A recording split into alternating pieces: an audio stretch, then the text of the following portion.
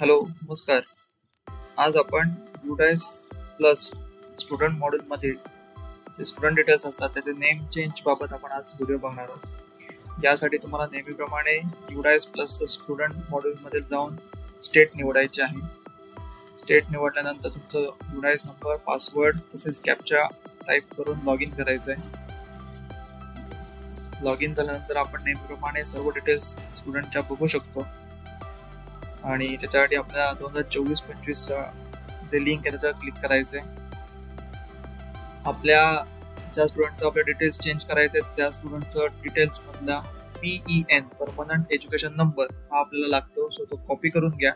तुमच्यासमोर आता एक विद्यार्थी दिसतोय, आरुष निरोळकर.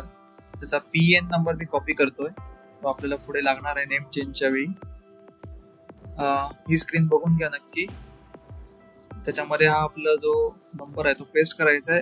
गोला क्लिक करायचं आहे. गोला क्लिक केलं की त्याच्या सर्व डिटेल्स दिसतात. एकदा व्हेरीफाय करा. त्याच्यामध्ये जी काही चेंज करायची गोष्ट आहे ती कॉपी करून पेस्ट करा आणि त्याच्या नेम मध्ये मला फक्त एक लेटर चेंज करायचं आहे. सो AARUSH च्या ऐवजी ARUSH.